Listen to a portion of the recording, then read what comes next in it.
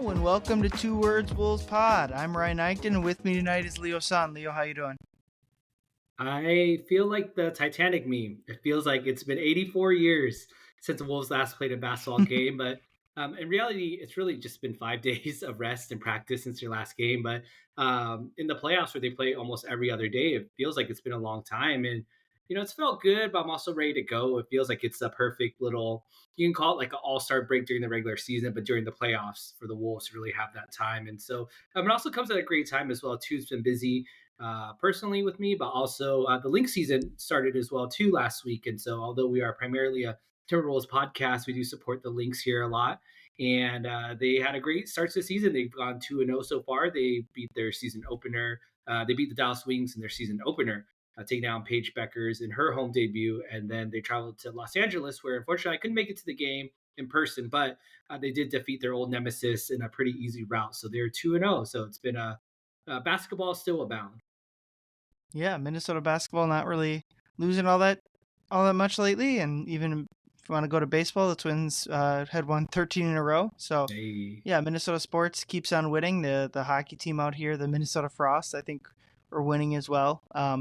So yeah, good times. It is weird to have like a 5-day break like this again. The Wolves have had two of them, but I know for me personally, it's like a really good like mental reset. Like when you go from like one series to another and really don't get to even like stop and think, that's really tough. And we'll talk about it later, but that's one thing the Wolves have going for them in this series. Like if this Thunder series goes 7, Thunder will have played 14 games in I think 29 days. Like that's just tough. And you saw it with Denver, just kind of happens to a lot of teams. Their health just kind of crumbled beneath them. Like I'm not sure Jamal Murray was healthy, and Aaron Gordon somehow played with a grade 2 sprain, and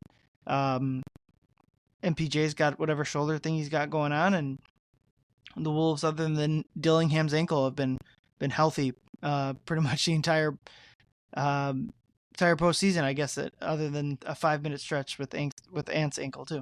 Yeah, right. I mean, I could never imagine going through a grueling 7-game series and having to play immediately afterwards. Oh, wait, yeah, we do. I mean, that literally happened to the Wolves last year. So we'll get into that series a little bit later. But yeah, I do think that 5 days is like, that's a good enough rest. And I think being able to go from the Lakers series out to the Warriors series and how slow they came out of the gates in game one against the Warriors, I think was, all in all, I hate to sound cliche, but everything happens for a reason. And I think that's really good because I would be very surprised if the Wolves came out with that same lackadaisical approach in game one after this long layoff. They've talked about it a lot, is that they need to stay sharp. They can't, let the same thing that happened in the Golden State series happen this next series as well, too. But yeah, the Thunder, I mean, they got to be, maybe it wasn't an emotional 20-point fourth quarter comeback against the Nuggets, but they did kind of blaze through them pretty quickly there in the first half. But even so, it was still emotional and draining series, so they had to do a lot of traveling, and they had to, granted OKC to Denver isn't that far, but still, it's a lot of back and forth, and it's time that they didn't get to rest. Yeah, for sure. And we'll start with the Warriors series, kind of recapping that. I do think a lot of what that series ended up being will help them this series. Obviously, the minute Curry goes out, the whole series changes. The Wolves took care of business. Don't really need to get into. We don't know what would have happened if Curry would have played. I think we are confident the Wolves would have won, but understanding of the Warriors, it just stinks for the Warriors fans, obviously. But like you mentioned, the long they're the same exact. It's a 6-day layoff. 5 full off days of practice time and time off, but basically the same exact layoff they had against coming off the Lakers series against the Warriors. And I agree, like if there was any like not the right mental space for that game, I don't want to use effort for that game because I thought they were playing hard enough or whatever in game one. But yeah, whatever difference there is for that, I think they got that experience. And then just overall defensively, I think they were kind of taken aback by the level of physicality and maybe just quality of the Warriors defense compared to a Lakers team that just was not really guarding much of anything in that series. And then this Thunder team's obviously going to be a step up from that even. So yeah, I think the Warriors are going to have prepared them well for basically everything except for just playing a juggernaut of a team, basically. Yeah, I think as we think back to that Warriors series, there was just still lessons in there. I think it's so easy for the casual fan to kind of write it off as like, oh, well, they just beat a team without their best player. And that's all there is. He was like, no, there was a lot of lessons. I mean, the Warriors, were still a good defensive team, for the most part. Obviously not having Steph Curry matters because offense impacts defense, but still, there's a lot to take away from it. And so, before we move forward into the Thunder series, like you said, Ryan, let's kind of wrap up and tie things up in a bow with that Warrior series there. So the series ended last week, and the Wolves advanced in 5 games. Who would have predicted? I would have predicted, but no. I do want to talk to you and ask you, Ryan, given the Warrior series, let's just say, games 1 through 5, all the way till the end, who was your apex alpha for that specific series? For me, it was Julius Randle. I know kind of the whole series. I was like, I've never been, and really the whole fan base has never been so happy to be wrong about a player. It took a while for Julius to kind of integrate into the team. Dante too, I think. It was just the timing of it was really tough. I don't know if the front office underestimated that, or if they made the trade knowing that would be one of the downsides. But I think it just took them, like, it's one thing when you get traded at the deadline where you can just live out of a hotel for a couple months and then you'll figure out your life later. Or if you get traded like a couple months from now in July or something, you have a whole few months to get settled in your new city. This was like, they got no time. They can't just live out of a hotel for what has now been 9 months. Like, that's not how it works. And so weirdly, both of those guys got hurt, and I think they both kind of used that injury time to like reset and get themselves rolling. Because if you look at the Wolves, like the whole season, they won 49 games. Like, they don't stand a chance against a 68-win team. But if you look at them basically post All-Star break, they do project as like a mid-50s win team upsetting a team with more wins wouldn't necessarily seem that strange. And Julius is a big part of that. It's just been Draymond said, I know you retweeted it. Draymond said in his spot, like, he got outplayed in that series, or he lost his matchup or whatever. And he pointed to like the only time he could think of off the top of his head that was true was the 19 finals where Siakam was really good in that series. I mean, maybe there's another one. I don't know. I think he's probably right. Like, those Warriors teams, he was a big part of like him winning those matchups. So Julius was fantastic. I kind of think he was their best player. It's not worth like debating who was better, him or Ant, but certainly given expectations, he was their highest overperformer and really has been since the start of March when he came back. Yeah, I think that's the right pick there. I mean, he's certainly been the most consistent. I mean, you think about round 1 and round 2, and he hasn't. There's been not many no-show games. I think there was. I think game 2 against the Lakers, they lost. Like we had a bad Randle game. But outside of that, I mean, like he was like there. I believe that game he was the only one performing, and people were like their offense was bad that game, and they blamed Julius because Julius had the ball. And for my point of view, it was like Julius was the only one scoring. Like, I get that it wasn't in the prettiest way, but like ultimately, yeah. But keep going. Yeah, no, that's what I'm saying though. Is that like you'd be hard pressed to go back because I mean, usually bad Julius Randle games are so recognizable. You could be like, oh yeah, like that was a bad game, and there wasn't one specific game that I could put to pen to paper right now like that was a bad one. And so yeah, I think his consistency and his ability to show up and again handle Draymond Green in a way that Draymond Green personally says that he hasn't been handled in 5 years now or 6 years is pretty amazing. So I do love that candidate. For me, my apex alpha though, Ryan, I'm going with Mike Conley, our 37-year-old Minnesota Mike. So props to Ant and especially Julius, like y'all mentioned about being the best player in the Golden State series. But just when he thought it was over for Mike, how many times have we said that? It's like, I think this might be it for him. Just when he thought that he was completely washed, Minnesota Mike has his 2 best games in the postseason to close out Golden State, where he scores double digits for the first time, in both series. And that last game 5, it was nothing short of amazing. He was 4 rebounds, 2 assists away from a triple double at age 37, which is pretty crazy. And so again, I just love seeing that because again, if we want to get to where we want to go, we know that Mike Conley is not going to be our starting point guard for maybe 1, 2 seasons from now, but he is right now. We do need to use him, and again, he's doing what he can. I think he will continue to get hunted as he has the first 2 series, especially against the Thunder, where they have some big personnel. Shea's really a handful to cover as well too.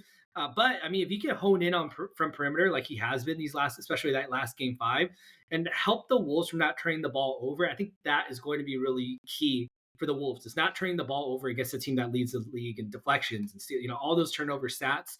Mike Conley, as we know, I mean, he's the original king of that assist to turnover ratio, at least in our generation.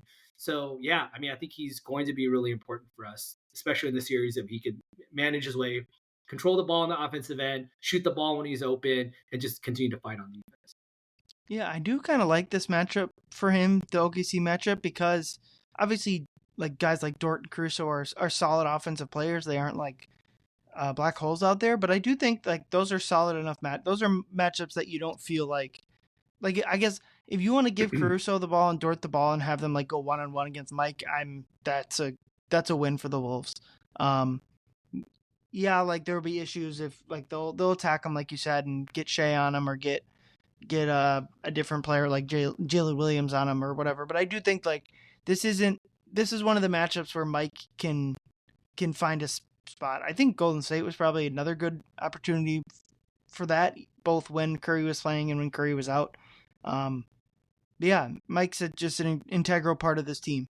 I think everyone agrees he should be closer to like the mid-20s to high 20s minutes wise versus like the 30 plus minutes he was playing last year or 2 years ago.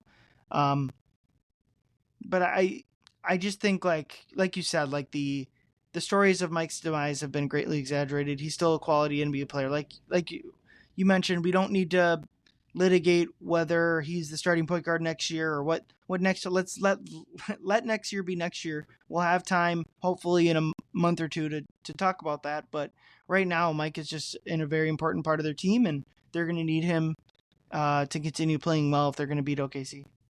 Yeah, Zach Lowe and I think it was Howard Beck said on their most recent show that they really want to give props to Chris Finch for pulling the right levers, as we like to say around here, is that he gave Mike Conley the right amount of minutes on the nights he was going. He gave Rudy Gobert the right amount of minutes when he was going so far, and that's something that he's quite adjusted well this season. And I think if he continues to do that, if Mike is having a good game out there and he's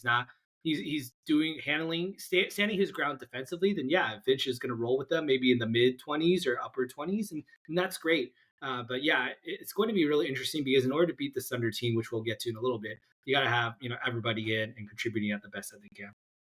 Yeah, I think just Finch. If I give another Apex Alpha here, I think Finch has done a fantastic job. I'm not gonna say the entire season, but leading up to this moment, there's been specific things I think we've all had issues with, especially earlier in the year. I do think that I think it's fair to say you can have a bad first half as a coach and have a good second half. I think it's fair to say, obviously, if people were wanting Finch fired, I just think you're kind of delusional. I don't think we were never fire Finch. I don't think anyone that covers the team day in and out was really on that bandwagon.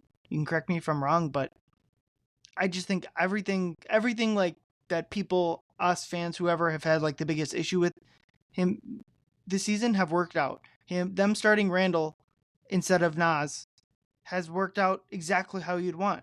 Randle's their second best player. They've needed him. If Randle, my thing would be if they need Nas like that, I just think they're not winning this OKC series. They need Randle to be a number 2 scorer, a big guy. Obviously, we can talk about the Nas Gobert part of it, but that's worked out. I think starting Mike has been solid enough. We can quibble about should Dante have started, but Dante hasn't been lighting up in this postseason either. So limiting the rotation to 8 guys, I think has paid off great for them in the postseason. I've seen people want Terrence Shannon and Jalen Clark to play in this series, and other than the spot minutes you saw kind of in the Lakers series for TJ, I don't think they're going to do that. I think they're going to roll with these 8 guys. And as the NBA stands right now, I think that's the best course of action. If you got 8 guys, you're going to roll with them. OKC, I think, might play more 10 guys or something, but I bet you when the going gets tough, they're going to get down to 7 or 8, and the Wolves will do that too. I bet you the Wolves at times will be playing closer to 7. If Nikhil isn't playing well or Dante isn't playing well, they'll kind of make those guys closer to half a rotation spot or whatever they need to do. I just think if we're going to sit here and criticize Finch for all the things during the regular season that we didn't necessarily like or didn't pay off or whatever, I think it's important to like mention that like I think he's pulled almost every right lever in these 2 playoff series that they played. Yeah, I'm not gonna tell fans how to fan. For They sure. could criticize him all you want, but at the same time, it's one of those like I try to remind myself as much as possible. Maybe it's just me getting older and wanting to, respect the elders a little bit more. Where he knows a lot more about basketball than any one of us listeners probably will ever know about basketball. And that's not me just kind of writing him or anything like that. It's just the truth. I mean, this man is a professional NBA basketball coach who has coached around the world and in all different leagues, and so he knows what he's doing. So when people are like, "Oh, well, if I was coach, playing Jalen Clark 20 minutes would have resolved all the problems," or playing Terrence Shannon, it's like, no, like that's just our impulse as fans to be like, oh, well, we want to see immediate actions. Where it's like there's so much stuff we don't see behind the scenes, in practice or film or whatever. That he's obviously him and his team is breaking down, and so with that in mind, he has done a great job. I think the entire team, especially in all this media availability that they've been having in practice, this last week, they've all kind of said the same thing: is that Finch is not afraid to coach us hard. He's going to coach everyone the same.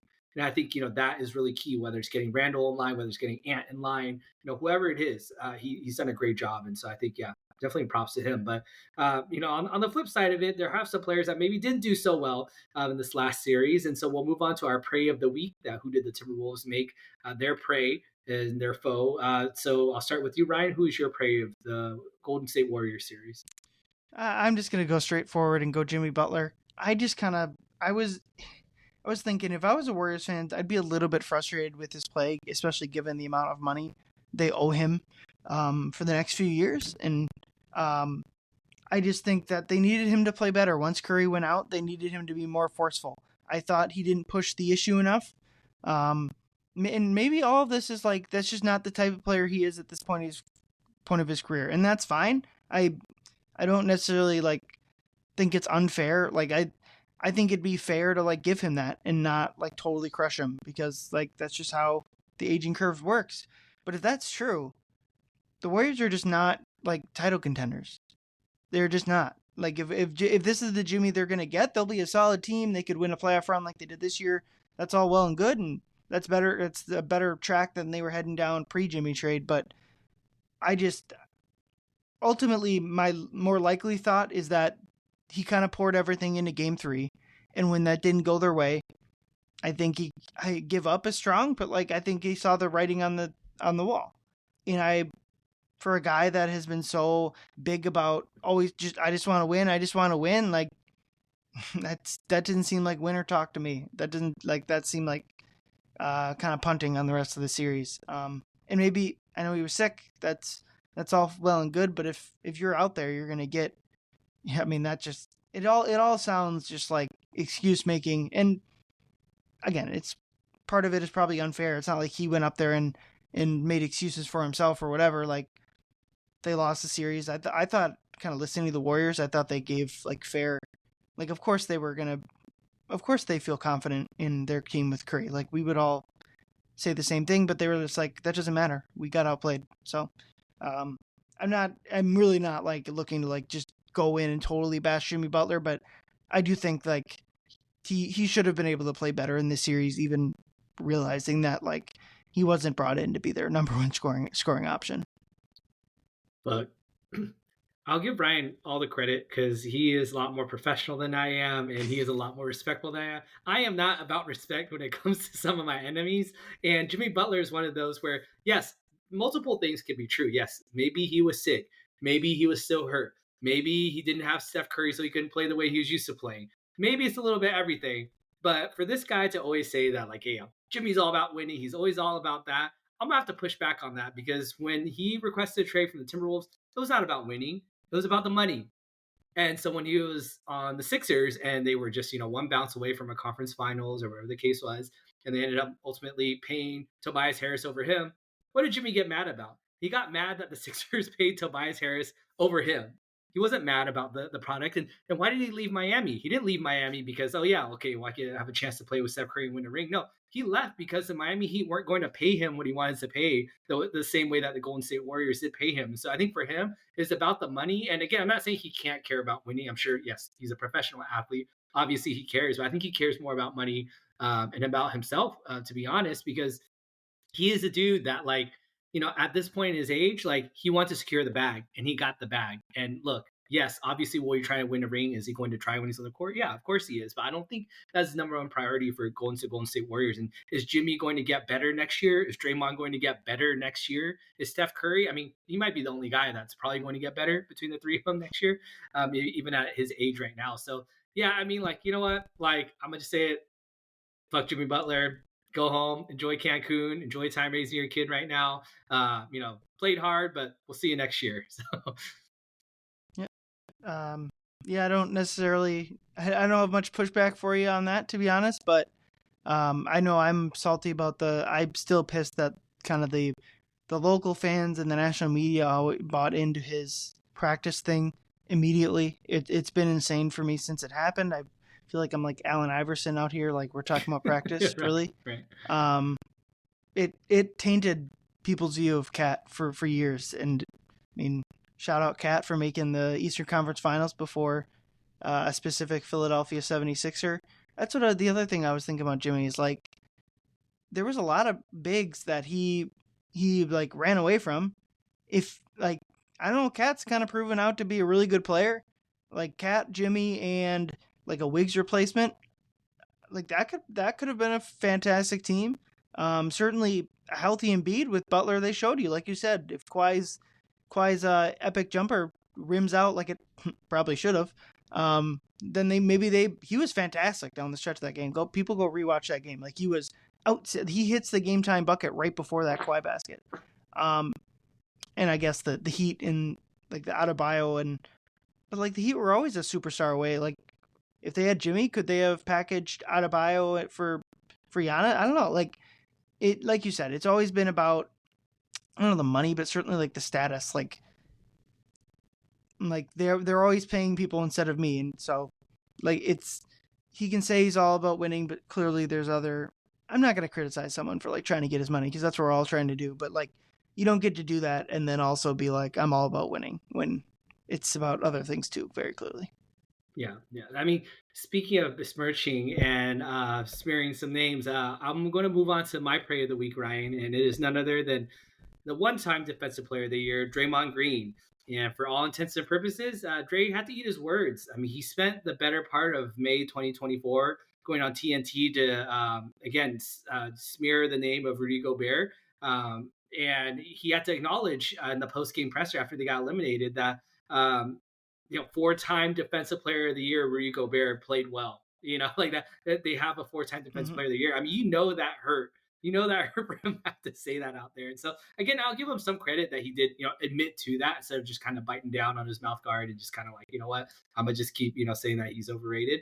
But then, you said this earlier too. He also had to begrudgingly admit on his own podcast that he lost his own matchup against Julius Randle. I mean, this is a Draymond Green. This is a guy who prioritized his own reputation over potentially having like a 6-year or more dynasty in the Golden State when he chased off Kevin Durant because he didn't get along with KD and some of the decisions that happened. And look, like, I know that they've gone on air to say that, Draymond's not the reason why KD left, but he definitely played a part. I mean, like, there's videos out there. There's a SB Nation Secret Base. They did a great Draymond Green versus Kevin Durant beef history type of thing. If you watch that, you'd be surprised to hear how much Draymond's antics made KD want to leave. And so, all that said, Draymond, he ate crow and, he admitted to it. So yeah, like I said, props to him, but I am like 1000% ready. If there's any type of bet that I could put out there, is that Draymond's going to go on TNT soon and go ahead and say that the Warriors or the Wolves don't have what it takes to be the Thunder after the Wolves are down like a game or they lose a game or Rudy Gobert has bad games. Like, oh, Rudy Gobert's just absolutely like not coming up for his team. Like, you can't be that 4-time Defensive Player of the Year and get played off the court. Like, he 100% is going to say something like that. Yeah, and the biggest thing I thought was like I thought he said like what you should say or what is fair after the game on his podcast, like all that stuff, and it's just like, it makes like his antics on the court look even worse. Like clearly he's a smart guy. Clearly he understands the game when he wants to, but he lets his emotions clearly get the best of him. And it's not like he always says the right thing. Like the Rudy stuff is way over the top. The cat stuff has obviously been proven to be just really dumb. But like he also clearly like isn't like I think he gets painted as an idiot maybe, and certainly like I think one thing people were kind of hooked on to like the when he said in the locker room like they're making me look like an angry black man and be like it's like well I think people need to remember the context of that, which was he was getting racial epithets yelled at him by a jackass fan right before that. So like maybe give him I get it like he wasn't being made to look like that. He was like that's just who Draymond is with the on-court stuff. But give him a break in the locker room after like with the racial thing specifically. Like he was just yelled. So like and the whole or Wolves organization like condemned that and then did a research and like Kerr thanked them. So I don't know, just like which you didn't even bring it up, but like just give him a break for that specific phrase. Like I think people we don't need to make this like a if you've seen the Caitlin Clark Angel Reese discourse that just thinking that watching the Lynx like and just tired of this type of discourse like it's Right. it was more fun when Clark was at Iowa and it was like an Iowa State Iowa just like fun rivalry and now it's gotten to a whole new thing. But yeah, I think we can move on to the Oklahoma City series. I will say being in the locker room after game 5 and being out in Denver for game 7 last year, I wrote a whole piece on it, but it was incredible how different like the reaction to each of those series wins was. Like they were just elated as they should have been after game 7, and it was like after game 5 for the Warriors this year it was like just business as usual, and some of that was like they knew they had the series. You don't celebrate when you win a series in large part because the other player got hurt, but still they accomplished something big, and it was just like we didn't do crap. Like we got to get the job done next round. So I think that's a good sign as any. Maybe they'll we hope not, but maybe they'll go belly up in this Western Finals again, and we'll all kind of be like, well, that was just talk. But we can move on to Holler Foul. First one for that. Both teams have been top 2 in defensive rating in the playoffs, with Oklahoma City 1 and the Wolves 2. And during the regular season, both teams were in the top 6. Oklahoma City, if you remember from last year, the Wolves had the top defensive rating and were like 7 points better than league average. And this year, Oklahoma City did the same thing. The caveat there is last year the Wolves were 17th in offense. And I didn't check it before, but Oklahoma City is certainly top 5 and I believe top 3 in offense. So for Wolves fans that are like kind of trying to see how good Oklahoma City is, think about the Wolves. Like I was thinking about this. If the Wolves last year had the 5th ranked offense, they win the title. I mean, their defense was that good, they would have won the title. So when you think about how good that team would have been with that, that's how you got to think about how good this Oklahoma City team. It doesn't mean they're infallible, but it's going to be a tall task. So we'll start with the defense. Oklahoma City, best defense in the league by a wide margin. The Wolves will struggle against that defense. Howl or foul, Leo? I'm going to go with Howl on this one. I do think that Wolves offense will struggle against the Thunder defense. And something that does live rent free in my head is when you think back to one of the earlier matchups this year where Julius Randle was trying to back down Jalen Williams from, I think it was around the 3-point line, top of the key. And he just kept getting stripped and the ball just kept getting tipped over and over. And Jalen Williams, infamously has a 7-foot wingspan and he's a great defender. I might make an all defense team this year, to be honest. But he just kept poking it out until finally he got the steal, went full court. I think he got a dunk out of that. And that's tough because I keep thinking about that because Julius has been able to bully a lot of the defenders, including, excellent defender in Draymond Green in the last series. But for the most part, he's been attacking a lot of mismatches. And, I think Jalen Williams is a guy that can get switched onto him just because, again, the Thunder do have the personnel of the 2 bigs as well, too, to also try and throw at Julius. And so as we did give Julius his props that he was probably the most effective offensive weapon or consistent effective offensive weapon for the Wolves so far this playoffs. And so with, Jay Will or Lou Dort or whoever, Hartenstein as, the primary defender on him, there's going to be Chet Holmgren probably roaming, or there'll be Hartenstein roaming. There'll be someone in the back line. And I do see that could get ugly. That said, I think Julius has been playing really good team basketball. That if he does see that, I have faith that he'll make the right play at this point in the season. So he's really going to have to trust his teammates and not fight right into the teeth of the OKC defense, because that's kind of what they want you to do. They want you to challenge them one on one because their whole team moves as a unit. So I do worry about that in terms of the Wolves offense, struggling. I think, yeah, other than Utah, where the Utah game where Julius Randle got hurt, and then there was that one game against Milwaukee that Julius Randle played in. His worst scoring numbers this season was against OKC. I mean, it was just one game, but he mustered just 11 points. It was that game that I was just talking about where he got stripped by Jalen Williams. So, I think if Julius Randle is limited, then I'm a little worried about how the rest of the Wolves offense is shake down, because it's going to be a lot of responsibility on Ant.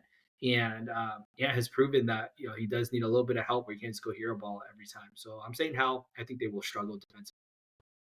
Yeah, I'm gonna go foul just on the word struggle. I do think that the Wolves have some offensive options. They're a much better 3-point shooting team than the Thunder, so I think that'll be the Thunder give up a lot of corner threes, so that's something the Wolves can attack. Although, like, just sitting Jaden in the corner for threes isn't the best option. But if those are Mike and Dante and Nikhil, and Nas, that's certainly a much better outcome there. I agree with you on the Randle thing. But I'm like kind of just reticent to like doubt his ability to figure it out, because he performed well against the Warriors, against Draymond, as good of a defender for Randle as anyone. I know the exact play you're talking about, and I always kind of bring up what that exact play is. No one was moving. Everyone was still. And obviously if that happens again, yeah, they're going to strip Randle. And Randle's been a fairly turnover-prone player this year. And that'll be the biggest thing about this series, is just turnovers. If the Wolves don't turn the ball over, they're going to have a really good shot to win. And if they're turning the ball over 17, 18, 19 times, it's going to be an uphill battle. So yeah, I do agree. Like, Julius Randle's a big hinge point, where if they can get him going, get him good looks, and get him in that mode where he's spraying out to three, they're gonna be in good shape. And if he's posting up and like you said, J-Dub is poking balls away and Hartenstein is locking him down, then that leaves Ant left as the main offensive weapon, which obviously is great. But we always say, like, the two things that Ant struggles with, probably as anyone, is like an all defensive caliber wing stopper and rim protection, a big rim protector at the rim.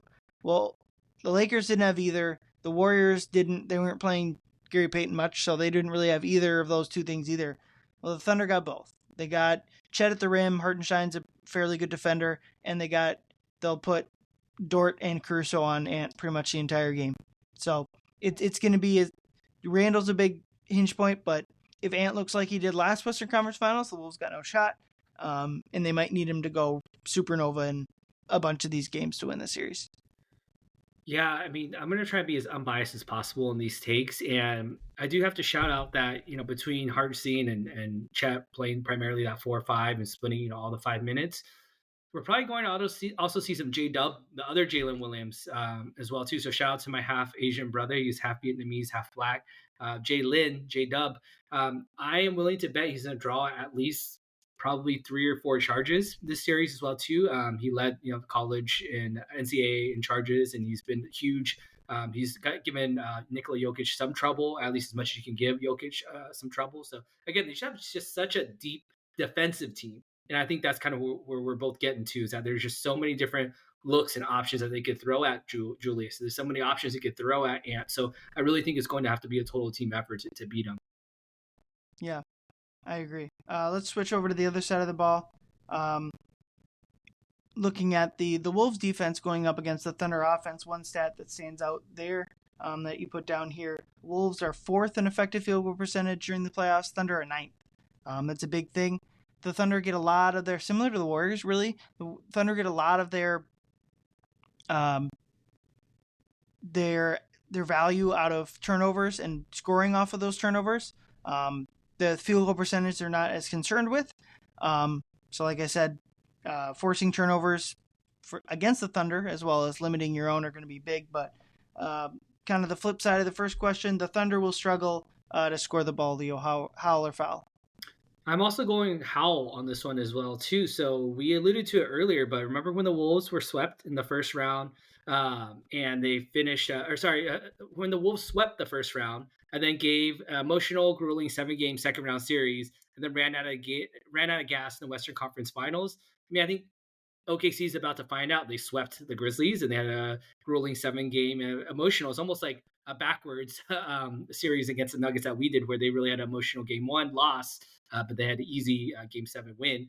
But Minnesota's, I think, way better equipped to deal with Shea and the plethora of like perimeter players and talent they have than Denver was. I mean, Denver was during the regular season. I mean, Denver was 10th in 10th out of 12 in defensive rating in the playoffs so far. Sorry, playoffs are 10th out of 12 teams in defensive rating.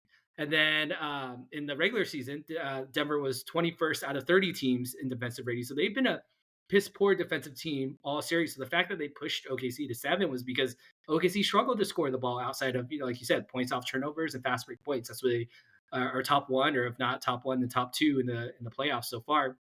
So I really think there's going to be a damn rock fight between these two teams. My prediction is I think the winner is going to be whoever explodes for more threes. I mean, both OKC and Minnesota, they both shot just around 12.4, or made 12.4 threes per game so far in the playoffs. I think Minnesota has made 12.5. I think OKC averages 12.3 threes per game. But the OKC is shooting like a putrid 32% from the field and from three. So I think that's going to be really tough. Meanwhile, Minnesota, I mean, we do get a lot of our points, and we've been top one, if not top two, in the playoffs in second chance points and points in the paint. I mean, with Rudy Gobert putting them back, Julius Randle getting second chance points off offensive rebounds and bullying, and Jaden McDaniels, crashing the offensive glass. So I think, it's going to be really interesting because, on one hand, we're going to be, crashing boards, trying to score our second chance points, while OKC trying to get out, fast break off turnovers and things like that. So I think that's how the majority of it's going to happen. But in the half court, it could get a little ugly. Yeah, I like what you said about the OKC path to this conference finals has been very similar to the Wolves' path last year. They went from a sweep to a Game 7 victory over Denver just to get to the conference finals with home court advantage and a pretty sizable favorites, and against a team that wasn't necessarily expected to get this far. And the Wolves last year lost, and they will have to try to flip that script on their opponent this time. But as far as I'll go foul on them struggling to scoring, basically kind of the same idea. They just have a lot. Just they have the MVP. I mean, it seems like SGA is going to win. The Thunder have the MVP. They'll be able to get enough offense through him, like you said, limiting their 3-point success, while also kind of, I think what is Jalen Williams going to bring them?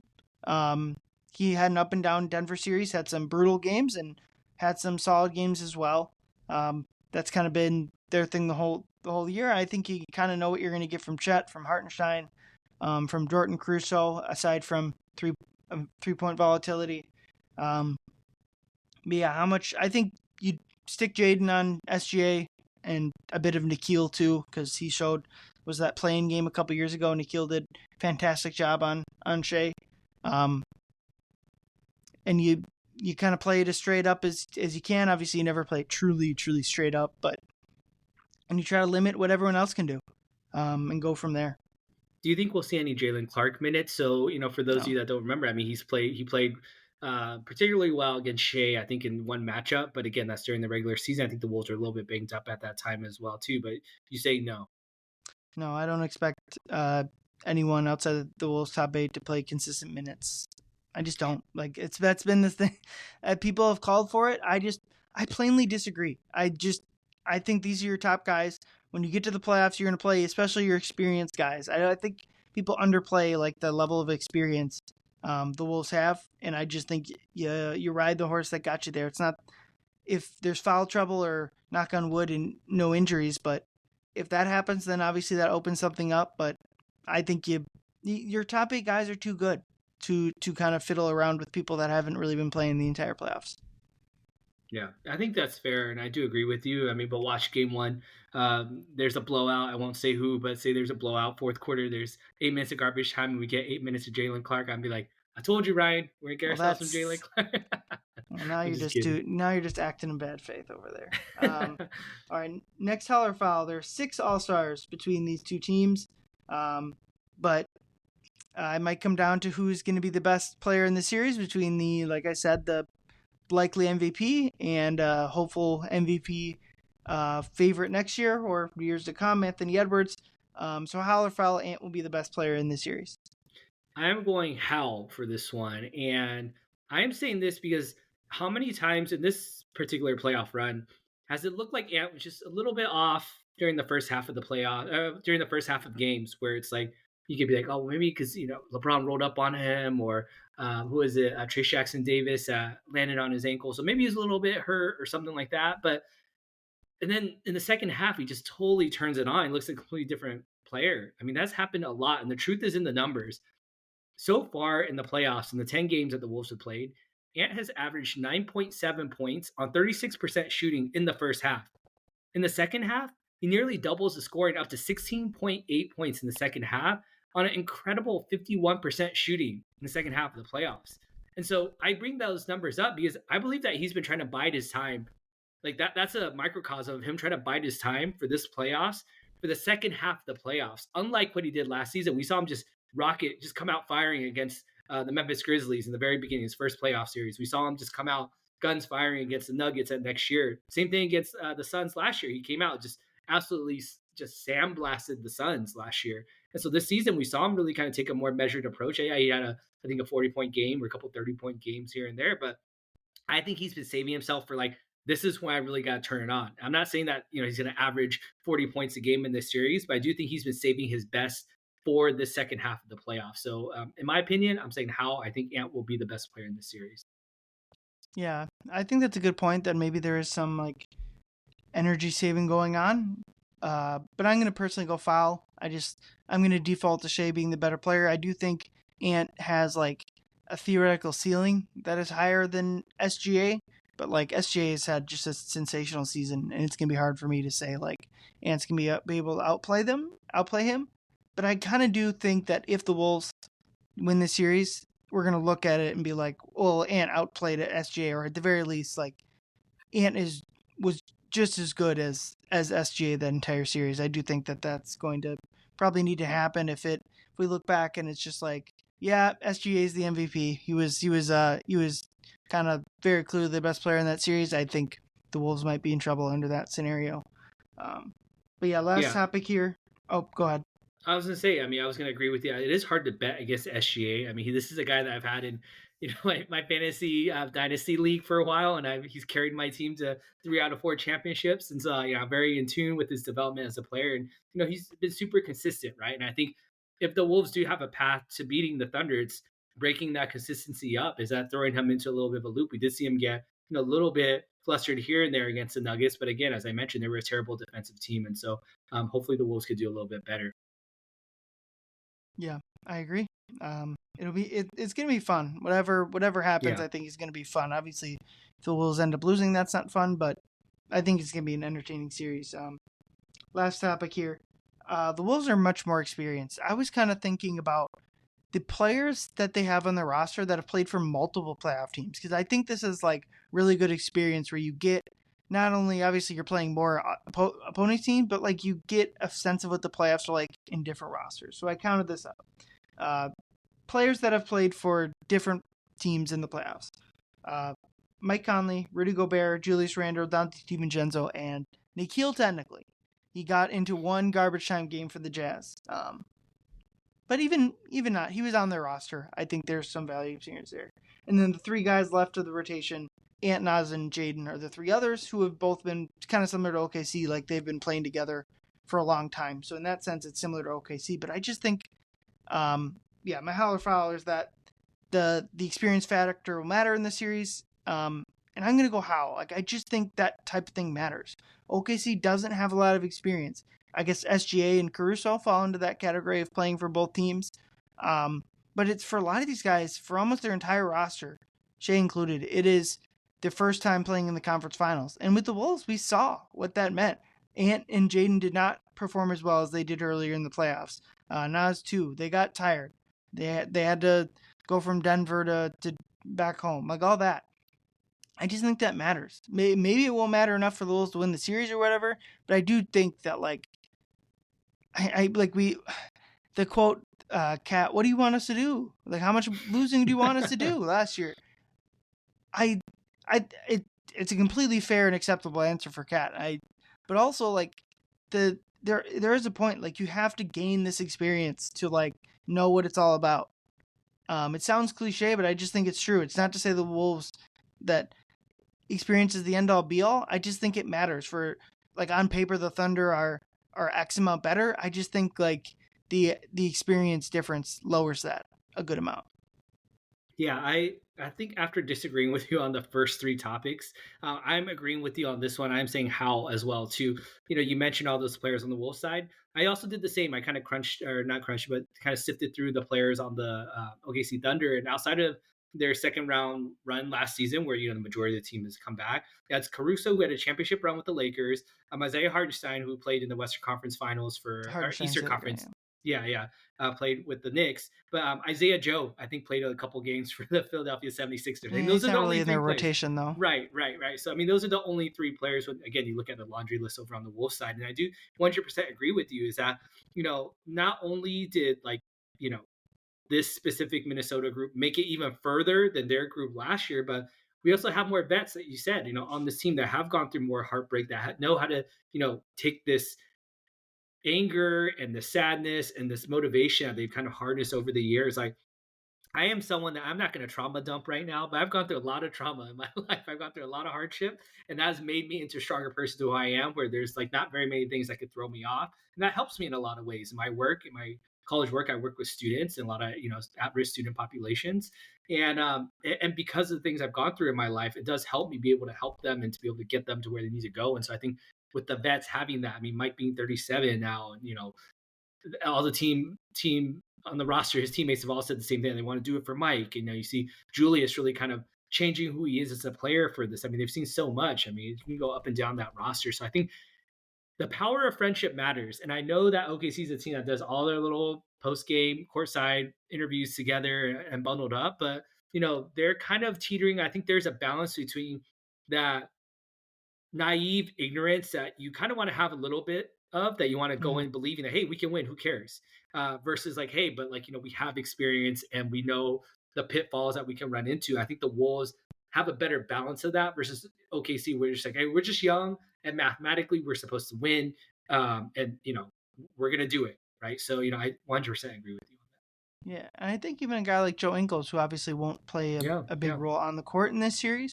but just being in guys' ears, I've just kind of been surprised that OKC has not gone that route, because it's not an expensive role. Like, find a vet that's gonna. Gordon Hayward last year for that lasted for 2 seconds, I think. Yeah, but better than that. Find someone that, I don't know, that's been through it too, just to even have a voice in the locker room. I just think I've been surprised that they haven't gone that route. Ultimately, they're fairly big title favorites, so maybe that's the joke on me. All right, Leo, let's do predictions before we head into 2 words. Personally, for me, I'm going to go Thunder in 7. I picked the Wolves last round. I picked the Lakers the round before that. So I split that 1-1, obviously. I think the Thunder they're like minus 330 favorites, minus 370 favorites. I kind of think that's insane. I think that's way too high. That's like an implied probability of 75% for the Thunder. I would give the Thunder closer to like 60% chance to win. That'd kind of be my number. So if you're gambling out there, I would I was thinking about take the Wolves now, and when the series inevitably is close, then you can take the Thunder and kind of try to find a middle there or something. I don't know. I'm not really a gambler, and even if I was, I have so much emotionally invested in the Wolves. I don't think I would want to make a rational decision financially double down. Sure.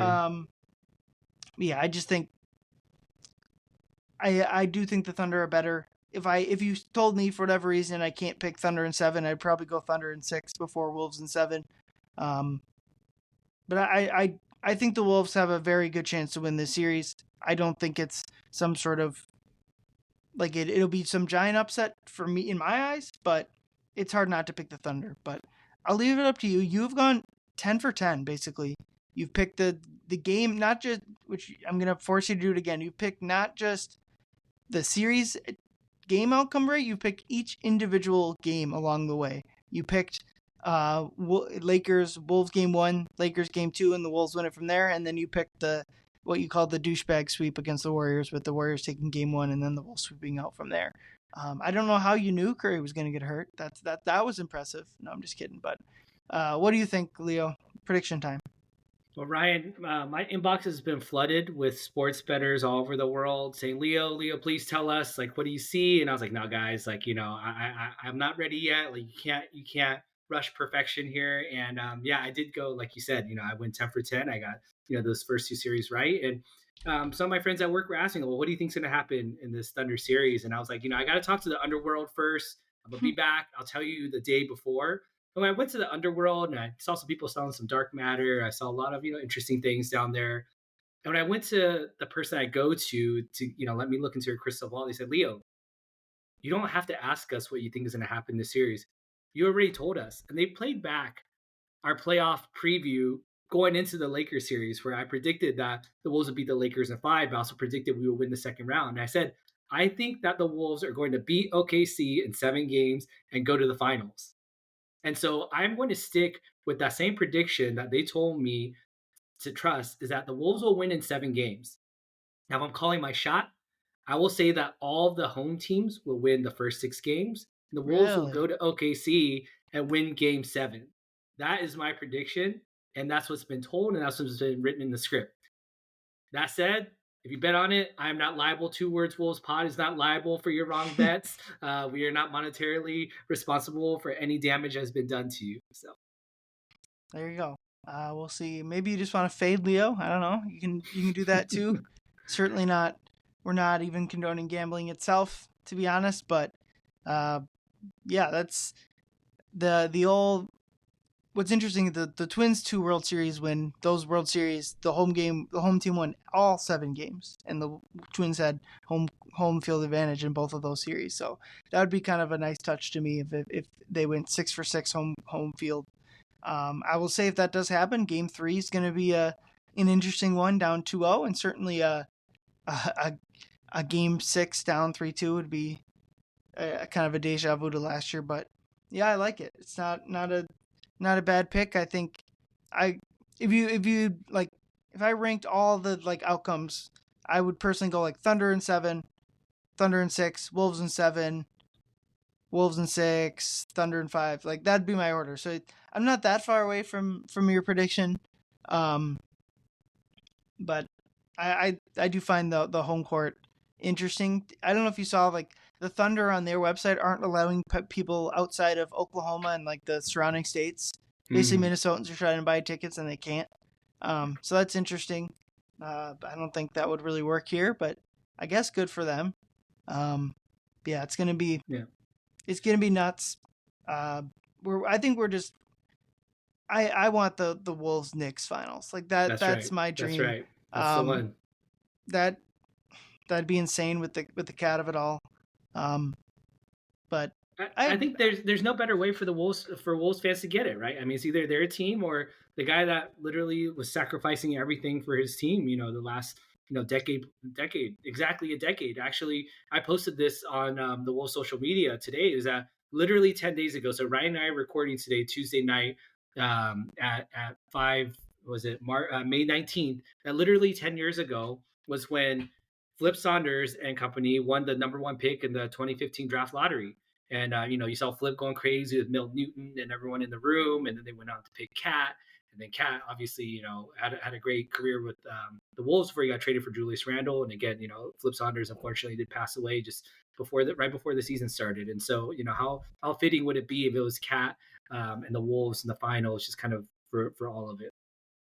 Yeah, and for me personally, like, I think you can go listen back to our Cat trade pod if people want to do that. But I think kind of getting over that has been, like, watching Randle succeed and Dante play solid. I think it's helped that. And watching the Knicks now make the conference finals, like, both teams, I think, have made a positive trade for themselves. I don't really care who, quote unquote, won the trade. I guess if either team wins the title, you automatically win the trade. I always say that. But yeah, good for Cat, honestly, as a Cat stan. It's been nice to see. I will say, watching people kind of complain about the officials in regards to Cat, it makes me chuckle. It's like, first time? The first time you've done, like, we did this for 9 years with this man. It's just, I don't know what I don't know what the officials thing is with Cat, but it's always been kind of flabbergasting. So Knicks fans enjoying the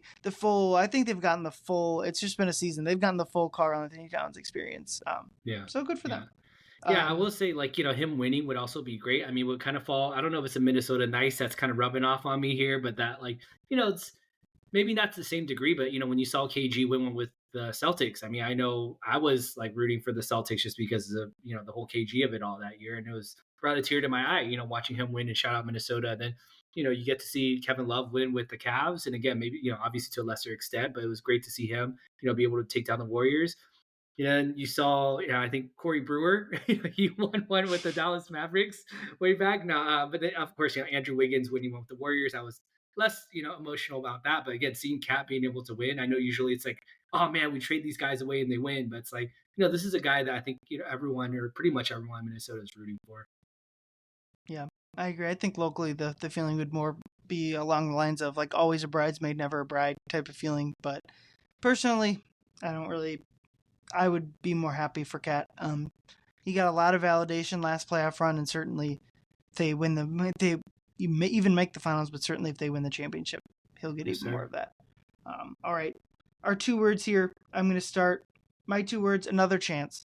It's obviously another chance to try to make the finals after coming up short last year, but I just think when they traded Cat, the front office made it clear, like, their belief is like, just keep getting bites at the apple, keep putting together successful seasons. Eventually things will break right for you. Or at least you're maximizing your chance of that happening. And this is just another example of that. If they've given themselves another bite at the apple, they're halfway to a title again, like they were last year. And that's like the bigger picture. They're set up fairly well financially now. And just keep getting those bites at the apple, keep putting together successful teams. And the hope is that, like everyone's hoping for, that things break right for you. And hopefully that'll be this year. But if it's not, they'll retool and have another chance at it next year again. So yeah, just that's been my thoughts. Is everything they envisioned about the Cat trade, the Randle trade, has kind of come true. They put together another team that could theoretically win the title. Yeah, I like the another chance one. Something that I saw was. There's this guy, I think he covers, I don't know what publication, maybe ESPN that he's on. His name's Kirk Goldsberry. He puts up a lot of really fun little, you can call them infographics or just little charts, graphics, things like that. I believe Goldsberry is at the Ringer. At the Ringer, yeah. And so he put up this one recently of saying, it was right after the Nuggets got eliminated. And he said that, like, it was a graph of, like, basically from the start of the ABA, NBA, or CBA, whatever, all the way till now, the list of all the champions by decades.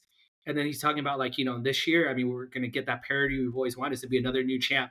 And I sent it to Kyle Teige, over there at with Dave Moore podcast and everything else that he's on.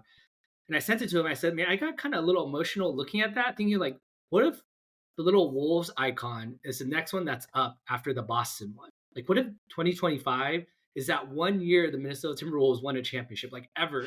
And in our lifetime, we're about to witness that. Because how many people have gone their lifetime not seeing their favorite sports team win a sports franchise and or a championship? And I think for us, like, seeing that, I was just like, man, like, yeah, we actually have another bite of the apple. And again, there's so many teams that don't even make it to the Final Four, let alone make it to the finals even. So again, we have that chance now. So I do like your 2 words on that. I'm going to say, Ryan, for my 2 words is I'm selfish.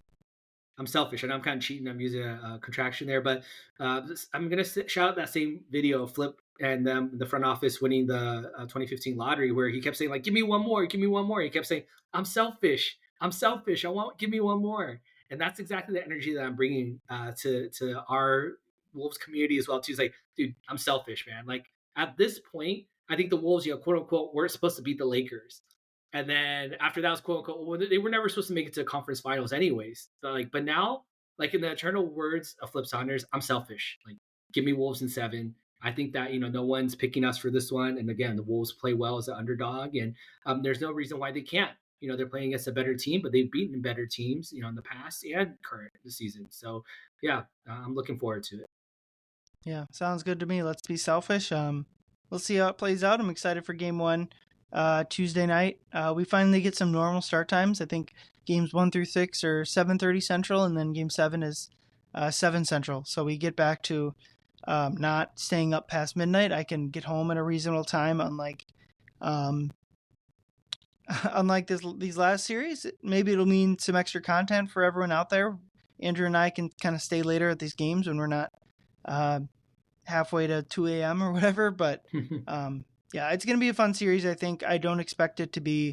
I'd be surprised if it was a 5-game series or 4-game series. Either way, I think it's at least 6 games, and that'll be good. You get at least 3 home games more at Target Center, and